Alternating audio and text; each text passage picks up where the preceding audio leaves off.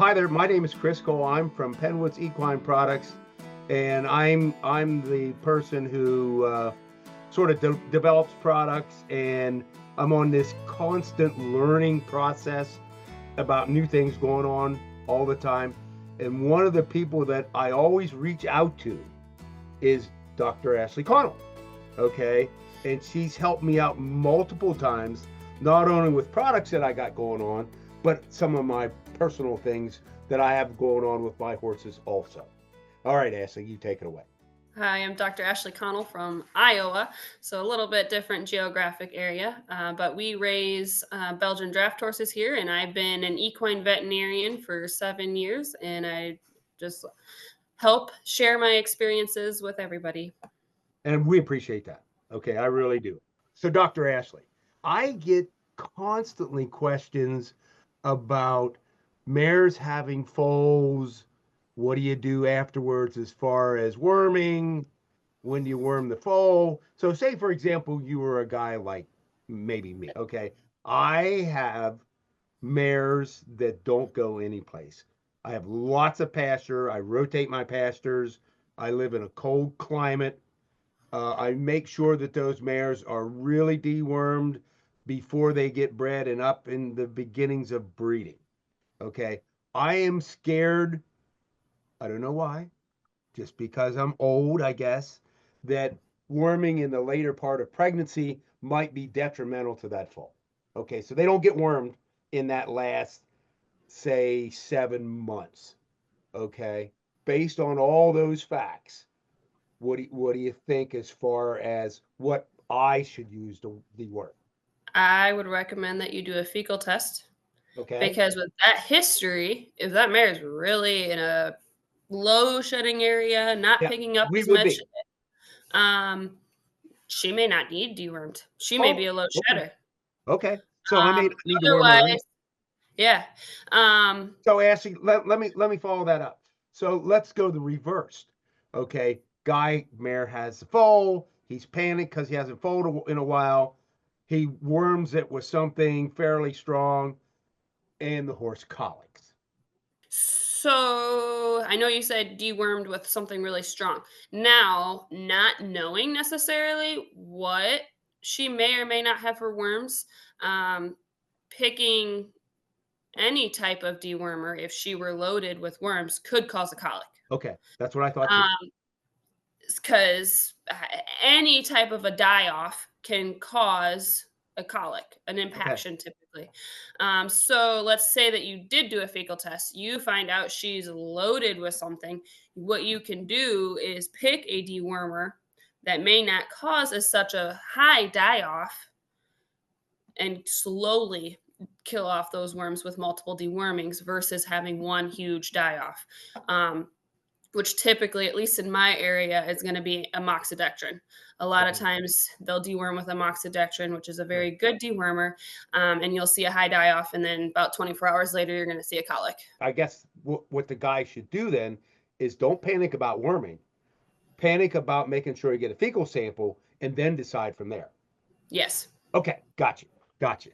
Okay, now let's take that subject on a little bit farther. And mare has the foal. Foal doesn't get up right away. Mare hasn't nursed for how long should I wait? Okay, when should I panic? So there's kind of an unwritten golden rule of the 1, 2, 3. Ideally, the foal is standing in an hour, nursing within 2 hours, and you see that placenta drop completely in 3 hours. Okay. Now, not everybody reads the book, and that's okay. The biggest thing is, having that full up and nursing within 2 hours. Okay. And truthfully, I don't get super nervous about getting the full up, but I do about getting them colostrum. Again, with the mare, I've got older mares; they don't jump right back up, and I'll let them lay there. I'll give them Banamine. Obviously, it's birthing is traumatic on many Okay. fronts. Right. So, and I let them rest. Okay. I think I had a mare this year. I waited for like 45 minutes. And I knew she was just laying there. She wasn't rolling, colicking or in pain. She was just resting. Okay. Um, but ideally, like I said, is getting colostrum to that baby is priority, and passing the placenta is what's priority. Okay, so Um, can I ask the follow-up question then? What do you yep. think about the guys that have the help me out, the sort of milking machine where they milk that mare and bottle Mhm. feed that foal before it even gets up? Good idea, great idea.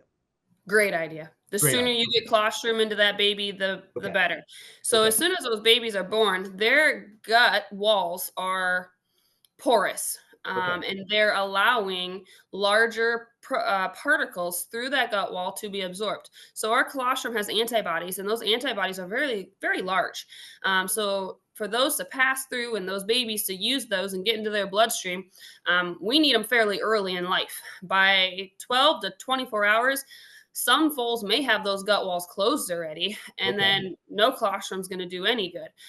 So actually, on our Belgian farm, as soon as that mare is standing, I've got her udder washed off. I've milked her out, and I actually tube mine. I don't even try to teach them a bottle or anything. Oh, okay. I actually pass the nasal gastric tube and tube them, and So then I let's say somebody doesn't have your skill level. Will they suck up yeah, like no, if you give crazy? them a bottle. I mean, that's what we've always done before, but I Okay. just I found out it was a little easier for me to just pass the NG tube Yeah, and not worry about anything. bypass nature completely, huh?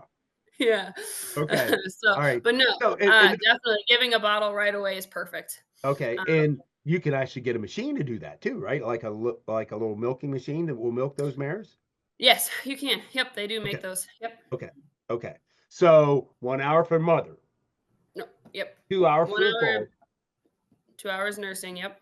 and 3 hours for You want passing that the placenta. Okay, yes. gotcha. Gotcha. Gotcha. Okay, so I just have one more question. So I have new grass. Okay, Yep. we've had a lot of rain around here. Grass is growing like absolute craziness. But I'm concerned about getting my horses out on that grass and maybe too much grass colic. If my horses have a tendency to be EMS, Cushing's, insulin resistance, what do you think? Is there another 1, 2, 3 rule? I wish. I wish there was So, too. uh that one is very dependent on your horse and your pasture. Okay. Um, So you're in you're the going same to situation as me. You got cool grasses. Okay. Cool season grasses, yes, high in yes. okay. But Yes, and when spring, when we've got some frosts in the morning and then we dry off and warm up in the day, that's actually typically when our cool season grasses have the most sugar. So that's when it's the most okay. dangerous. And we're having more actually breakthroughs of those types of grasses in the summer now in Iowa too. Even when what I would think they would be hardening off, they're not hardening off. And that's what we're finding here. Yes. hmm Okay. Learn something new every day. So ideally, always transition, but your transition is going to depend on how your horse can handle those sugars, and also what your pasture's like. So the best time of day to put a horse out on pasture is actually early morning. That is when your grass is going to have its lowest sugar content. Typically, the highest sugar content is actually going to be late afternoon till 6 to 8 p.m. That's when Okay. your sugar content's the highest for those horses. The Okay. other thing is actually length of grass. Your ideal height for grass is 6 to 8 inches. That is because of fiber content and what stage that grass is in. That grass is a little more mature, a little less sugar, and there's more fiber there to help with the passing of those sugars. Short grass, there's a lot more sugar and a lot less fiber.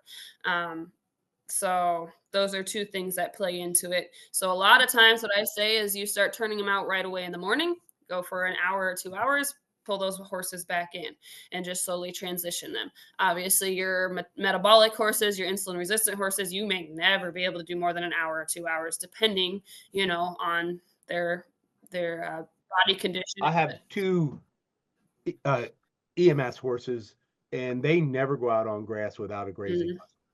Yep. Okay, it's just not safe. So Yes. Yep. okay. So that's all the questions that I got. Thank you very much. That was awesome. Thank you, Dr. Ashley, for your participation. It was a lot of fun. I always learn a bunch of stuff for you.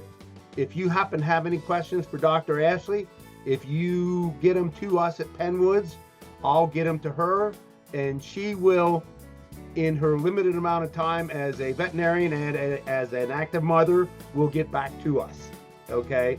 And we'll try to answer your questions. And thank you, Ashley. I appreciate that very much. Yeah, no problem.